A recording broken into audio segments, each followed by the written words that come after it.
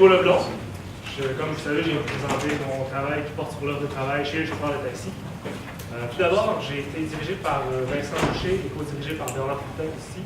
Je tiens à les remercier tous les deux chaleureusement pour le support qu'ils m'auront donné. Je tiens aussi à remercier le CREF pour le financement dont j'ai pu bénéficier, le CREAT, l'ASDEC et l'AXUL pour l'organisation de la journée d'aujourd'hui et toute autre personne que j'aurais pu oublier. Donc, sans plus attendre, le temps de présentation, je vais commencer par une mise en contexte, une sorte d'introduction, pour ensuite vous présenter le modèle avec point de référence, le modèle Reference Dependent en anglais, qui est le modèle autour duquel tourne essentiellement mon mémoire. Ensuite, on y va de façon classique avec une revue de littérature, je vais vous parler des données que j'ai utilisées, je vais faire un court résumé de la méthodologie et des résultats que j'ai obtenus pour terminer avec une conclusion et une discussion si vous avez des questions ou des commentaires. Donc, la mise en contexte, la majorité d'entre nous ici connaissons, j'espère, ou avons au moins entendu déjà parler du modèle, le modèle intertemporel dans lequel l'individu va maximiser son utilité sur son horizon de vie. Ce modèle-là, lorsqu'on l'applique au cas d'un travailleur, puis qu'on regarde sa réaction face à une variation de salaire qui est temporaire et où l'effet richesse est négligeable, on s'attend à observer une augmentation de l'offre de travail. Évidemment, il y a plusieurs auteurs qui ont cherché à estimer cet effet-là. Puis il y en a quelques-uns, entre autres Kammerer, Babcock, Lowenstein et Taylor en 1997, qui vont arriver à des relations qui sont complètement contraires aux positions, c'est-à-dire des relations négatives entre augmentation de salaire et offre de travail. Pour expliquer cette bizarrerie-là, les auteurs vont suggérer d'utiliser le modèle avec point de référence que je vous présente à l'instant. Donc, essentiellement, l'objectif de mon mémoire, c'est d'arriver à déterminer lequel de ces deux modèles-là, intertemporel ou modèle avec point de référence, est le plus à même d'expliquer le comportement d'un travailleur qui peut lui-même choisir son nombre d'heures travaillées. Pourquoi est-ce que c'est pertinent? Bien, il peut y avoir un intérêt qui provient des... peut-être plutôt le politique gouvernemental, dans la mesure où... Merci Alex. Dans la mesure où l'évaluation ou la mise en place de ces politiques-là est souvent basée sur le fait, ou sur l'idée d'avoir des estimés ou des prédictions qui sont solides. Dans la mesure où on peut mettre en doute les prédictions du modèle intertemporel, qui est probablement le modèle souvent utilisé, en tout cas à ce niveau-là, ça peut poser problème. Ensuite, côté du domaine privé, ça peut être intéressant de savoir comment se comportent nos travailleurs afin de pouvoir leur offrir une structure une structure d'incitatif qui soit plus adaptée. Aussi, bon, je parle de chauffeur de taxi, est-ce que je peux vraiment me sauver de ce qu'on avait derrière nous comme étant le débat Uber, même si c'est plus ou moins en suspens présentement. Je ne sais pas si je peux avoir une influence, mais ça reste à voir. Ça n'a pas d'influence personnelle pour moi.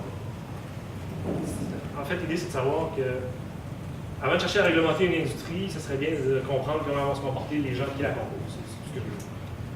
Maintenant, les principaux apports que j'arrive avec mon mémoire, on aborde de nouvelles estimations. Vous estimez, ce serait assez difficile de passer à côté. Non seulement ça, mais la taille de la base de données que je vais utiliser, qui est gigantesque, va m'apporter une certaine précision sur ces estimés-là. Puis bon, je vais utiliser une méthode pour essayer d'explorer l'hétérogénéité dans le comportement des chauffeurs qui, à ma connaissance, n'a pas été utilisée, n'a jamais été utilisée, au moins dans le contexte que je couvre, soit les chauffeurs de taxi. Donc, le modèle avec point de référence, qu'est-ce que c'est? C'est toujours un modèle, en fait, la première chose à savoir, c'est que c'est un modèle qui va tirer son origine dans la théorie de l'aversion à la perte, qui a été développée par Amos Tversky et Daniel Kahneman vers la fin des années 70 puis au courant des années 80. Il s'agit toujours d'un modèle de maximisation d'utilité, ça ne change pas. Par contre, on va ajouter quelques hypothèses à cette fonction d'utilité-là. À savoir, la première, que l'individu va évaluer les différentes options qui s'offrent à lui par rapport à un point de référence, qui lui est complètement subjectif. Ici, graphiquement, je représente ici la fonction d'utilité de ce modèle-là. Le point de référence est représenté par le point d'origine ici. Deuxième hypothèse, on va supposer que l'agent est évidemment averse à la perte, ce qui va nous donner quelque chose qui est plus étiré par le bas. C'est-à-dire qu'en fait, pour un même montant X, qui se trouve ici, en fait, c'est le revenu, l'utilité du revenu. Pour un même montant X, de se trouver au-dessus ou en dessous de son point de référence, les pertes vont être plus fortement ressenties que les gains. Une plus grosse désutilité en termes absolus que l'utilité. Ensuite, troisième hypothèse, on va supposer que la sensibilité face aux gains et aux pertes est relativement décroissante à mesure qu'on s'éloigne du point de référence, qui va nous donner quelque chose de courbé et qui nous permet d'avoir quelque chose de convexe ici en dessous du point de référence. Maintenant, le modèle auquel je cherche à appliquer, le contexte auquel je cherche à appliquer le modèle, plutôt, va nécessiter quelques changements. C'est-à-dire qu'on s'imagine bien que le travailleur qui va revenir à la maison, qui n'aura pas nécessairement atteint son objectif, n'aura pas nécessairement des pensées suicidaires à chaque jour. Puis, ce qui fait en sorte qu'on va y ajouter une espèce de composante utilité de consommation, si vous permettez l'expression, ce qui va faire en sorte que le montant qu'il va ramasser va lui apporter une certaine dose d'utilité. Ça va nous donner une représentation graphique qui ressemble plus à la deuxième image ici, où je laisse tomber la troisième hypothèse simplement pour que ce soit plus facile visuellement. Puis vous voyez avec T ici dans le point de référence où l'objectif à atteindre, dans mon cas, on voit que l'utilité marginale change de façon assez apparente une fois que ce point est passé. Maintenant, pour les prédictions de ce modèle-là, peut-être que je vous cache, je suis désolé. Maintenant, pour les prédictions de ce modèle-là, on les voit tout de suite quand on regarde les cours d'indifférence qui nous sont donnés par ce modèle-là. Bon, ici, on a toujours le revenu, l'objectif à atteindre. L étant les heures de loisir. W, c'est le salaire. U1, U2, deux cours d'indifférence. Puis on se rend compte que, en fait, les prédictions se séparent, on peut les séparer en trois intervalles distincts. Trois intervalles de salaire. Dans le premier, l'objectif n'est pas atteignable. Donc, l'individu va essentiellement se comporter comme dans le cas du modèle intertemporel, en augmentant son offre de travail lorsqu'il est témoin d'une augmentation du salaire. Pour un deuxième intervalle, qui est entre les deux, qui est relativement court, celui-ci, les prédictions vont complètement s'inverser. C'est-à-dire que l'individu va être en mesure d'atteindre son objectif, mais il va considérer qu'il n'y a pas un avantage à continuer de travailler une fois que celui-ci est atteint. Puis, bon, à mesure que le salaire augmente, l'objectif est atteint de plus en plus rapidement, ce qui fait en sorte qu'on constate une relation négative entre l'augmentation de salaire et offre de travail. Ensuite, troisième intervalle, on recommence avec une augmentation de l'offre de travail avec le salaire. Maintenant, c'est important de souligner que les variations de salaire, en fait, ces prédictions-là sont valides seulement pour des variations de salaire qui sont imprévisibles. Parce qu'autrement, il serait possible pour l'individu de simplement revoir à la hausse ou à la baisse son objectif, en fonction de la variation qui s'adonne. Puis ça annulerait la prédiction qui est négative. Maintenant, pour ce qui est de ma revue littérature, je vais essayer de passer rapidement parce que je pense peut-être qu'on manquer de temps. Mais bon, comme je disais tout à l'heure, en fait, je la sépare en deux catégories. Soit les articles qui ont une conclusion en faveur du modèle avec point de référence, et de l'autre côté, ceux qui sont plutôt en faveur du modèle intertemporel. Donc là, je vous disais, Cameron, Babcock, Coinstein et Taylor, en 1997, vont chercher à estimer les prédictions du modèle intertemporel, arriver à une relation négative, puis suggérer d'utiliser le modèle avec point de référence pour expliquer ça. Alors, ce sont eux qui sont les indicateurs de ce que j'aime appeler le duel de modèles entre les deux modèles. Ensuite, en 2002, on va voir Chou qui a mené lui-même un sondage auprès de chauffeurs de taxi singapouriens et qui va lui aussi estimer des élasticités qui sont négatives. Ce qui est intéressant de cet article-là, par contre, c'est que son sondage va lui permettre d'analyser directement la question auprès des chauffeurs en leur posant la question comment est-ce que vous vous comportez lors de journées à salaire élevé. Et on se rend compte que pour ceux ayant répondu travailler davantage, il va estimer des élasticités qui sont encore plus négatives, ce qui est quand même curieux. Ensuite, en 2011, on a Crawford et May qui, au lieu d'estimer des élasticités, vont plutôt y aller sur un modèle pour chercher les facteurs qui influencent la probabilité d'arrêter de travailler après avoir complété une course de travail, une course de taxi. C'est vrai, je suis stressé. Bon, ils vont se baser sur un modèle théorique à deux objectifs, un en termes de revenus, l'autre en termes d'heures travaillées. Puis ils vont séparer leur échantillon en deux, soit les chauffeurs qui observent des salaires plus élevés ou plus faibles au début de leur quart de travail par rapport à l'autre. Puis, en estimant leur modèle probit, ils vont se rendre compte que c'est toujours le deuxième objectif atteint qui est l'objectif significatif. C'est-à-dire que, par exemple, pour les chauffeurs qui trouvaient des salaires élevés au départ, vont atteindre leur objectif de salaire en premier, de revenu en premier, c'est-à-dire, et leur objectif d'heure travaillée en deuxième. C'est cet objectif-là qui va être déterminant dans la décision. Puis, bon, inversement pour les autres, ils vont argumenter que ce comportement-là, ce changement de comportement-là, s'explique gracieusement par le modèle avec point de référence. De l'autre côté, pour ceux en faveur du modèle intertemporel, on a essentiellement seulement un auteur, soit Farber, dans la revue que j'ai faite, qui a écrit 3 articles. Ici, j'en mentionne seulement 2. Mais essentiellement, il fait toujours le même exercice. Il va estimer lui-même un modèle sur la probabilité d'arrêter de travailler après avoir fait une course de travail, après avoir fait une course de taxi. Puis, en 2005, il va trouver que c'est surtout les heures travaillées et pas vraiment le montant amassé qui va être influent dans la décision. Il va chercher à analyser l'hétérogénéité, souvent. Dans son premier article, il ne trouvera pas de grande différence d'un chauffeur à l'autre. Il va aussi estimer des élasticités salaire de l'offre, comme les autres ont fait. En 2005, il va lui aussi avoir des élasticités négatives.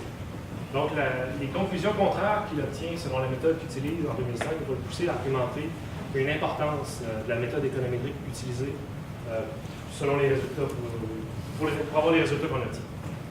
En 2015, ensuite, il fait essentiellement la même chose, mais cette fois-ci avec une grosse base de données qui est la même que j'utilise, la même source. Il faut aussi estimer que seulement 1/8 des variations de salaire sont imprévisibles, et donc que seulement 1/8 du comportement du chauffeur de taxi peut être exprimé par le modèle avec point de référence. Les élasticités qu'il va obtenir sont positives cette fois, il va obtenir de même conclusion pour son modèle de probabilité. Puis il va aussi trouver que les élasticités tendent à croître avec l'expérience du chauffeur.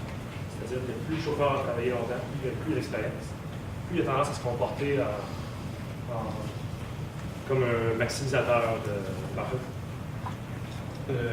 L'expression m'échappe, mais comme plutôt en faveur du modèle intertemporel, si vous pouvez regarder cette expression. Maintenant, pour ce qui est de mes données, la source principale provient de la Taxi and Limousine Commission de la ville de New York, qui est essentiellement l'agence qui sert à réglementer l'industrie. Sur leur site Internet, on peut trouver des données qui portent de 2009 à 2016 sur l'ensemble des courses effectuées. Mais je vais retenir seulement celle de 2013, ce qui va me donner 168 793 839 observations à l'état de l'eau. C'est des données qui sont récoltées de façon électronique, c'est-à-dire par les compteurs qui se trouvent à l'intérieur de chaque taxi. Mais même si c'est automatisé, le processus est automatisé, c'est pas exempt d'incongruité dans les données. Par exemple, il y a des données où les points d'arrivée et de départ des courses sont en pleine mer de Bering. Il y en a d'autres où ça se faisait à des vitesses 6 à 7 fois les vitesses maximales permises par les hommes. Il y en a d'autres qui réussissaient à entasser 200 passagers dans leur voiture. plein de choses bizarres. Il y en a d'autres qui remontaient le temps. Donc, une fois que tout ça a été nettoyé, je perds à peu près 0,5% de la base de données. Puis au final, je vais avoir 167 951 567 observations. Ce qui en soi est encore très grand. À ça, je vais rajouter des données sur la température qui proviennent de la Network for Environment and Weather Application, qui est essentiellement un réseau de stations météorologiques dispersées dans le nord-est des États-Unis.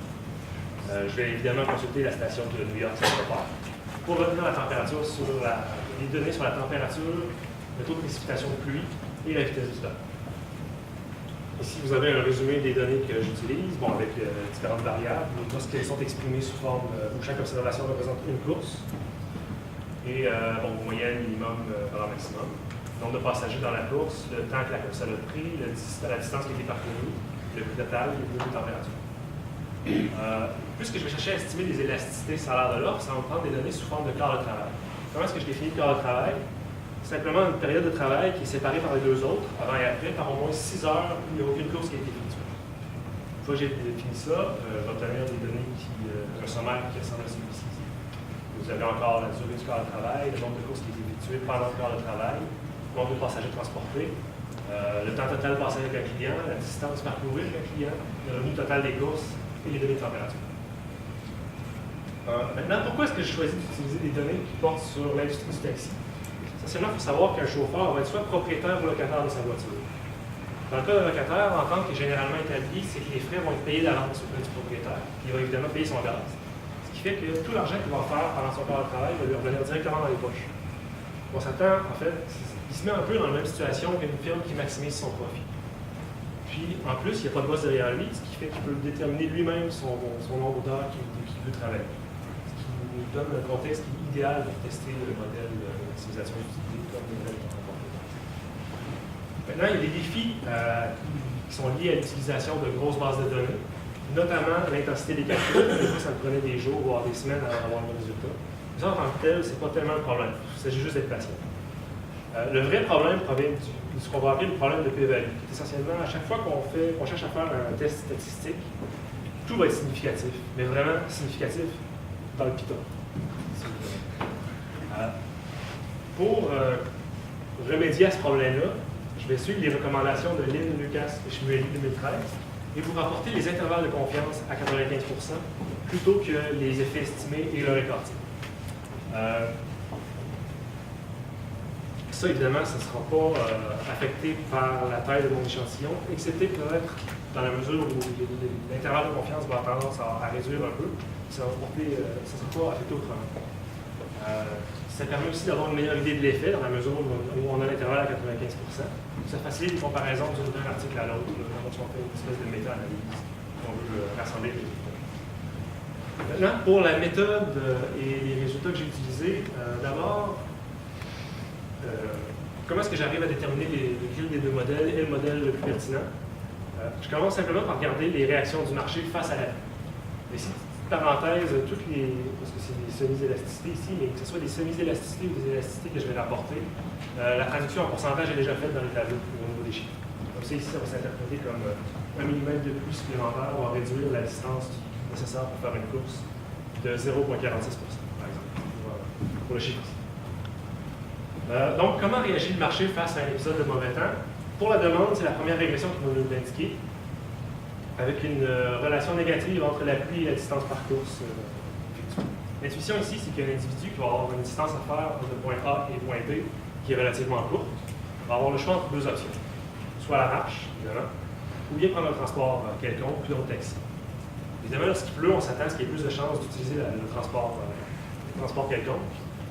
D'où la relation négative qu'on observe ici. Et bon, évidemment, ça se traduit par une augmentation de la demande. Maintenant, qu'est-ce que ça veut dire pour les chauffeurs de taxi essentiellement? C'est que ça se traduit comme une augmentation des opportunités de faire du revenu. Comme nous l'indique la deuxième régression, de l'appui sur le salaire qui est positif ici. Plus les résultats que je rapporte, c'est négatif. Maintenant, comment est-ce que les chauffeurs vont réagir? Il semblerait qu'ils vont augmenter leur heure de travail ou au moins leur effort au travail, comme l'indique la troisième régression, de l'effet de l'appui sur le nombre de courses effectuées par une heure. Maintenant, si c'est bien beau, en moyenne, il semble que les chauffeurs augmentent leur offre ou l'intensité du travail lorsqu'ils ont une augmentation de salaire. Est-ce qu'il se pourrait qu'il y ait une partie des chauffeurs qui se comportent différemment? Et de telle façon que ça soit un petit peu camouflé par l'effet moyen qu'on observe. Pour arriver à déterminer ça, je vais faire une hypothèse. En fait, je vais toujours y aller par régression par moins de carré. Mais je vais faire une hypothèse temporaire sur chacune de mes régressions, à savoir que la densité de mes données peut être exprimée comme la composante, comme une combinaison convexe de deux composantes gaussiennes, de deux lois normales. On appelle en anglais le finite mixture model, un modèle de mélange gaussien en français. Dans la mesure où je ne connais pas quelle observation appartient à quelle composante, ça serait difficile de trouver les paramètres de ces densités-là par maximum de vraisemblance. Donc, je vais utiliser ce qu'on appelle l'algorithme espérance de maximisation, dont l'intuition va comme suit.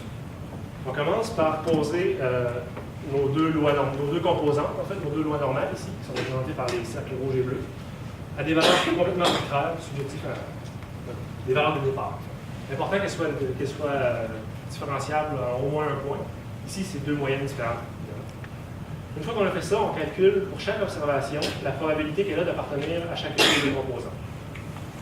Maintenant que c'est fait, pour chaque composante, on calcule par un maximum de vraisemblance en pondérant chaque observation par sa probabilité.